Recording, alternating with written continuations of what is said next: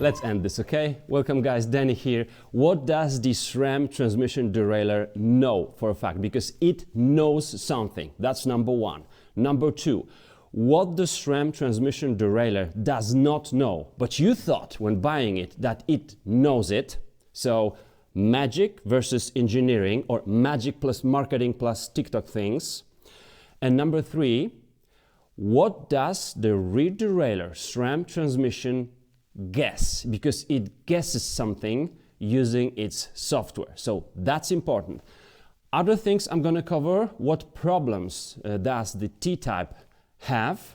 I'm going to use the old road cassette for that, and the older XX1, yes, Sram best ever cassette. And how you've been buying pretty expensive cassettes, which were actually the old stuff with some rubbish thing on it. And yeah, it kind of works, but it's not what you thought, guys.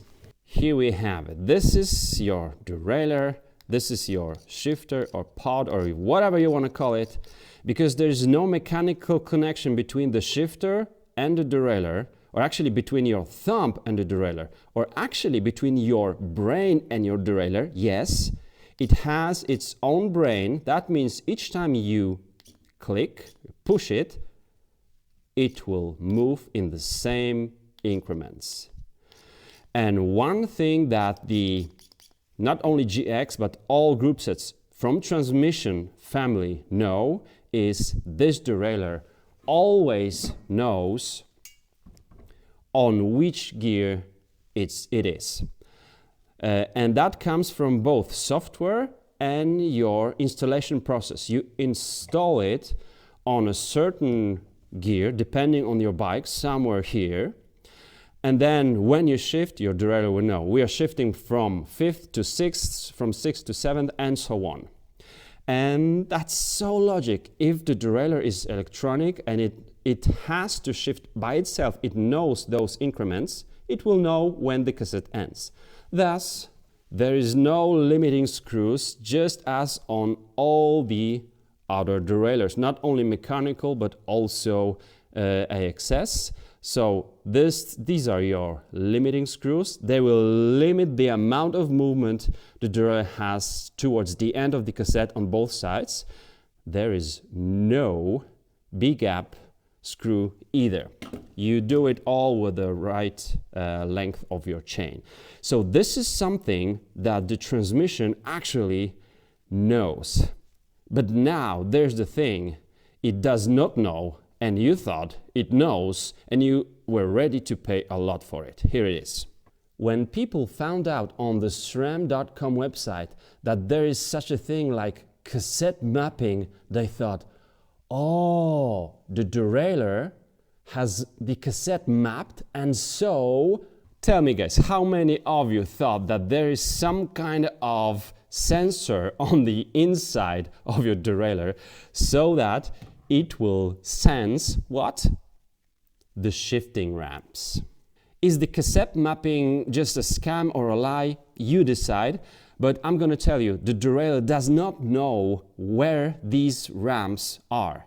So when the cassette is moving and the derailleur has to, quote unquote, decide when to shift the gear, it does not know where the ramps are. And here, these are really nice, like cascade style of ramps. These are upshifting up the cassette, and when you look from the back of the cassette, you will also see the downshifting ramps. This is cool, but there is no cassette mapping, and here is what the derailleur has to guess. This is the guessing.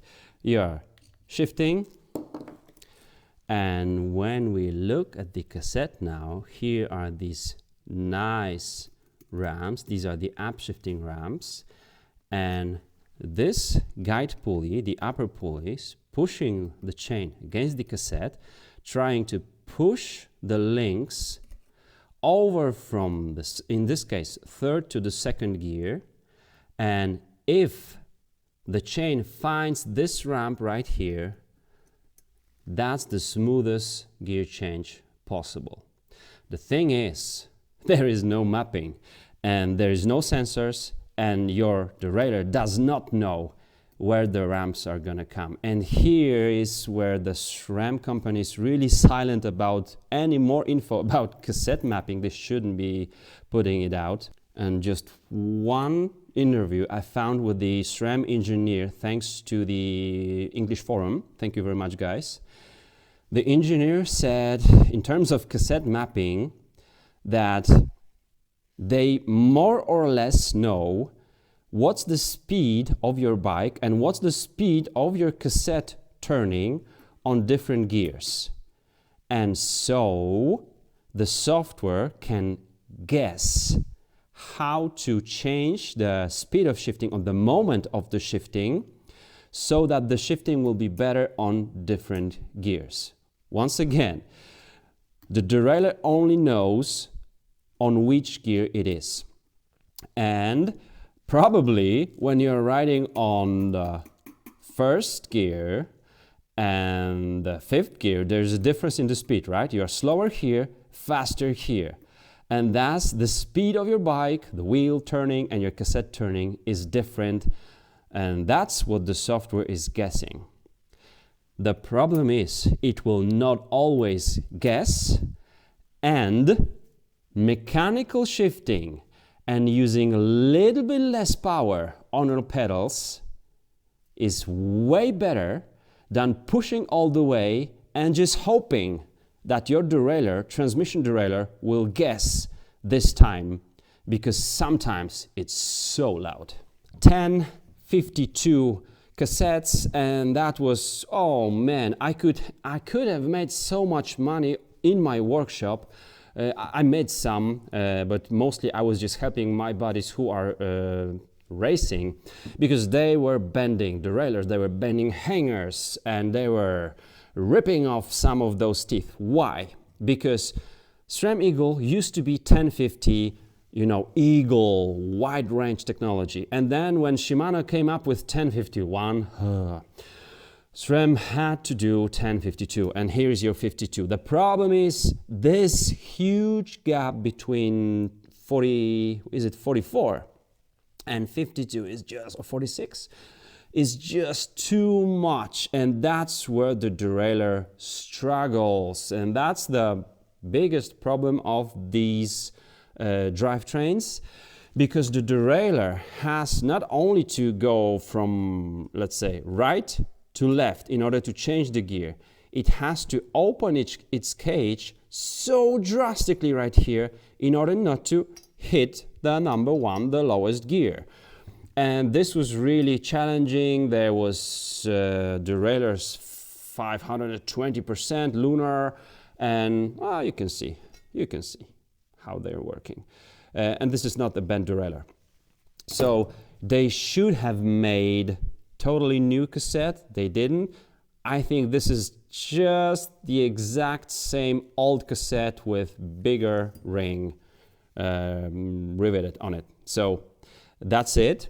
And you already know that the chain line, in my opinion, this is not the opinion, is just screwed on 112 drivetrains. But I'm going to tell you, see, this is so easy for the derailleur because this line is so nice and smooth, and also the difference between the smallest and the largest sprocket is so low, so small. This is the XX111 speed.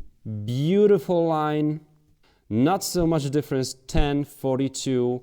And the shifting on this, even though this was already 1x drivetrain, 1x11 drivetrain, so smooth. This is the best MTB cassette ever made. That's my opinion.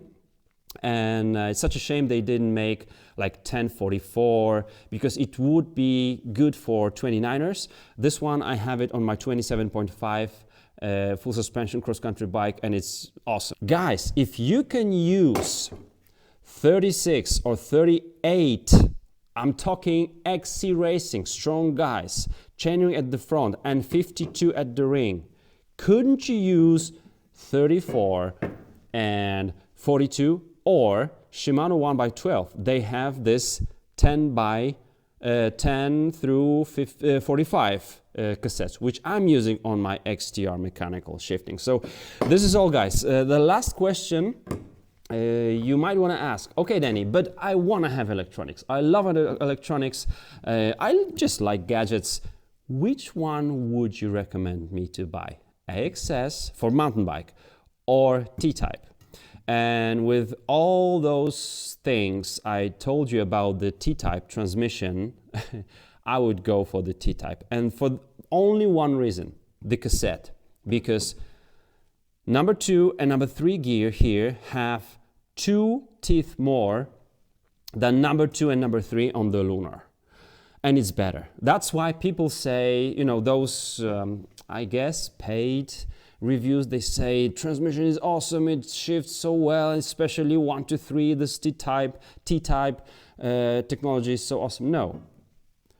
This was screwed, and this is just better. This is the cassette made from the ground up for 1x12, 10, 52 cock. But if I was to choose 1x12 wide range drivetrain today, it would be the very first SRAM Eagle mechanical. This is already Lunar, but not 520, 500%. So 1050. I had my new bike like 5 years ago with 1050 cassette. Came to the race and my buddy said, "Hey, you have such awesome bike, can I try it?" He tried it and he crashed it before the race. You know what he did? He bent the derailleur hanger. I didn't know it by then. The shifting was far from perfect, but it wasn't so bad that I would drop the chain or break the chain, snap the chain. I did the full race on the bent derailleur hanger. Impossible here. Yeah, you don't have derailleur hanger. Yes, you can bend so many things on this derailleur. So yeah, the first generation SRAM Eagle, if you want to have 1x12 and it's available and it fits your bike, I would use it. If I would go for electronics, yes, that would be T-Type and not the AXS, and it's insanely expensive, so I would go for the GX. But for myself, by no means do I want to charge batteries and update the software. So that's it, guys. I'm not against SRAM. SRAM makes better cassette, the Shimano. SRAM makes many interesting things better than the Shimano does, like this roller here. And the clutch is amazing on SRAM, but the electronics, expensive, TikTok-like stuff. That's what I think. So that was the opinion at the end, but all before was the facts. I hope. Thanks for watching and see ya.